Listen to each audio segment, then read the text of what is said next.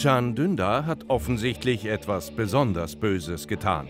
Der Journalist war Chefredakteur der regierungskritischen Cumhuriyet.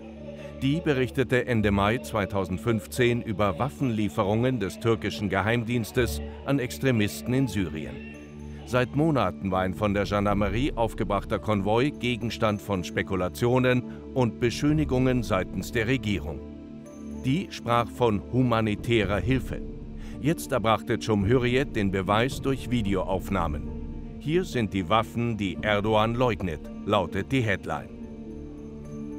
We are responsible towards the public, not the state. So I decided to publish it because it was a true story and its publication would be in the interest of the public. Durch die Veröffentlichung wächst die Sache zu einem internationalen Skandal und das kurz vor der Wahl. Damit rückt Dündar endgültig ins Visier von Staatspräsident Erdogan. Der stellt persönlich Strafanzeige und sagt öffentlich, dass Dündar einen hohen Preis werde zahlen müssen. Am 26. November 2015 werden Dündar und sein Ankara-Korrespondent Erdem Gül festgenommen. Die Staatsanwaltschaft wirft ihnen Spionage und Verrat von Staatsgeheimnissen vor. Weggeschlossen in einer Haftanstalt für politisch Unerwünschte, steht für Dündar sehr schnell seine Marschroute fest. Standhaft und unerschütterlich die Position der Wahrheit vertreten. Kein Nachgeben, kein Relativieren.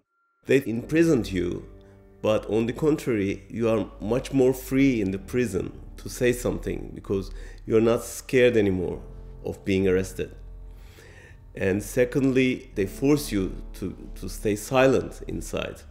But at the same time, they're offering a kind of podium for you, and your audience is much more greater than ever. Dündar besorgt sich in der Haft Papier und Bleistift und beginnt, seine Gedanken in einem Buchmanuskript festzuhalten.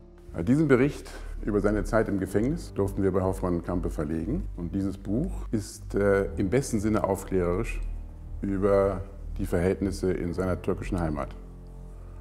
Und es zeichnet sich vor allem dadurch aus, dass Can Dündar eben nicht aggressiv und anklagend schreibt, sondern moderat und eher mäßigend. Und trotzdem, oder vielleicht auch gerade deswegen, hat eine Staatsmacht vor ihm gezittert und ließ ihn verfolgen. Das zeigt die Macht, die das gedruckte Wort haben kann. Das zeigt aber auch, dass man die Meinungsfreiheit und die Pressefreiheit jederzeit und immer wieder verteidigen muss. Can Dündar ist das Gesicht der Demokratie, die Hoffnung all derer, die auf eine andere Türkei hoffen. Überraschend ordnet das türkische Verfassungsgericht nach 92-tägiger Haftzeit die Freilassung der Journalisten an. Die Verfassungsrichter sehen in der Verhaftung eine Verletzung der persönlichen Freiheit sowie der Pressefreiheit. Erdogan ist entsetzt, sagt zu dieser Entscheidung des höchsten Gerichts, dass er sie weder anerkennen noch ihr folgen werde. Since he wants to be a sultan for Turkey or the Islamic world, he dared to say that he won't obey the decision of the Constitutional Court, which is a crime for a president. Dann der Prozess. Anfang Mai 2016 werden Can Dündar und sein Kollege Gül zu knapp 6 Jahren Haft verurteilt. Ein Gericht in Istanbul befindet beide der Veröffentlichung geheimer Dokumente für schuldig. Wenige Stunden vor der Urteilsverkündung wird in einer Verhandlungspause auf Dündar geschossen. Vaterlandsverräter, ruft der Täter, bevor er von Dündars Frau Dilek und einem Berufskollegen entwaffnet wird. Zivile Sicherheitsbeamte nehmen den Mann fest.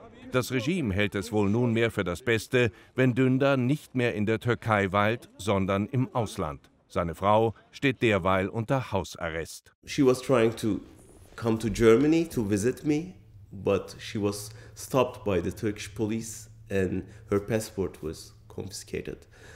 And I guess the Turkish government took her as an hostage just to punish me. But it would not help us to stay silent, you know, because she's courageous enough to talk under any circumstances. So do I. Noch vor dem gescheiterten Militärputsch verlässt Dündar für eine Auszeit die Türkei. Seine Anwälte raten ihm, nicht zurückzukehren, weil sein Leben nicht sicher sei. Der Umsturzversuch hat die Situation deutlich verschärft und Erdogan spricht sehr offen von einem Geschenk Gottes. Doch auch unter diesen Umständen wird Erdogan Can Dündar nicht zum Schweigen bringen. Mit beharrlichem Widerstand gegen den Despoten ist er eine Symbolfigur der unterdrückten türkischen Presse. Can Dündar geht den unerschrockenen Weg der Wahrheit. Er dreht den Spieß, den die Regierung auf ihn richtet, um und macht standhaft und mutig seine Arbeit als Journalist. Er bleibt der Wahrheit und dem Recht der Öffentlichkeit auf ungeschminkte Information verpflichtet. There's no way that we can stop fighting, and we will find new ways to fight for our rights. So hopefully the other Turkey, as we call it, will be giving a voice from here towards Turkey, and this fight will end with our victory, I'm sure.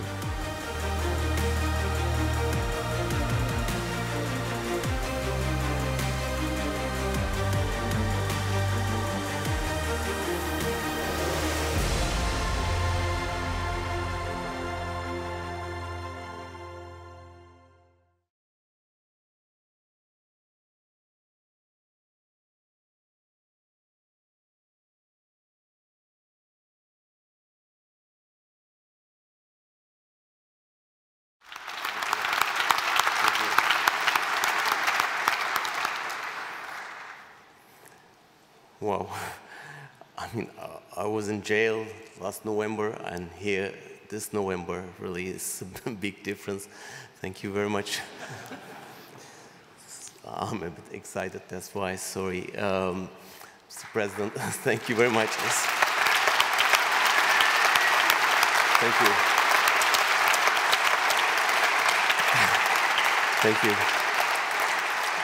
Distinguished guests, colleagues, Mr. President, ladies and gentlemen, humankind has witnessed a battle between good and evil for ages, between making and breaking, innocence and barbarism, the will to survive and the obsession with destruction, totalitarianism and democracy. This is a battle handed to us, and quite possibly one we will hand over to our children. History will judge us based on which side we took. Did we support the oppression or those who resisted it? Did we struggle for mankind's freedom or its enslavement? Did we listen to the voice of our conscience or our fears? These are the questions we ask ourselves today at this historic junction. A totalitarian power is dragging my country towards a one-man dictatorship and wields every resource of the state in his command. And millions, squeezed at the edge of a cliff, watch the looming powers of darkness. Few shout out, but most stay silent, worried. What we are defending isn't just our lifestyle, it's everything that's worthy for us, like human rights, a democratic country, freedom of the press, separation of powers, a rule of law, equality of the sexes, the only secular and democratic regime in the Muslim world, a member of the European Council, and Atatürk's republic. What we are facing is a political leader who dislikes democracy, who cannot suffer critical voices, an enemy of a free press and the internet, and one is prepared to risk everything to become the single ruler of the country. He derives his power not only from a weak opposition, his propaganda machine, and his skills in using religion for political aims, but also from the indirect support of a silent Europe, brought by the threat of opening the gates for refugees. We, in the meantime, are forced to defend the Western values that we are fighting for, even before these Western governments who just watch this oppression. Now, imagine yourself in a poor family home in the southeastern Turkey for a moment. The mayor you elected with 55% of the votes has been arrested overnight and replaced by a civil servant. You are totally unaware because the TV station you watch, the radio you listen to, the newspaper you read, they've all been raided. The staff dragged by the hair into detention, the offices are sealed. You try to internet instead, desperate to know what's happening, but it's blocked. You are cut off from the world. On the following morning, you hear that the leader and the MPs of the party you and 6 million other citizens voted for, the country's third biggest party, have all been detained. When you try to go out onto the streets to protest, the police respond with heavy weapons. The will of the parliament and the voice of the press have been crushed. Every single democratic channel you have to show your reaction is shut down. I am here to make this family's voice heard. A couple of days ago, every single editor of my paper, Cumhuriyet, was arrested. They are my close friends, each and every one. Their only crime was writing, reporting, or drawing caricatures, and of course with brave opposition. I'm here to voice their outrage. This is the worst era of opposition in our country, in our history. We are fighting for the triumph of freedom over oppression in this age-old battle. You who know German history know best what happens if this battle is lost. And it's good to have some reactions from authorities nowadays. You are concerned. Please don't be concerned any longer. Do something. Come and observe their trials. Visit them in jail. Publish their books, articles. Give them space in your papers. Follow up and spread their censored news.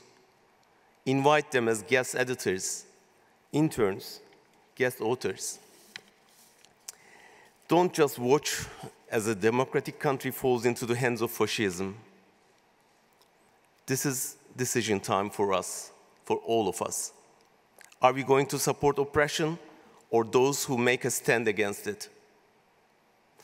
I regard this prize as a symbol of your support for the freedom fighters of what I called other Turkey, that resist the regime of oppression. And I'm delighted to accept it on behalf of my colleagues in prison. Thank you very much. Thank you.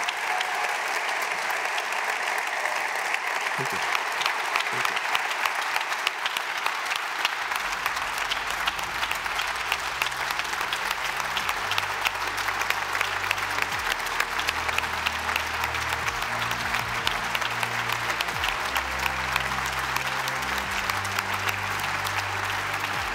Thank you so much.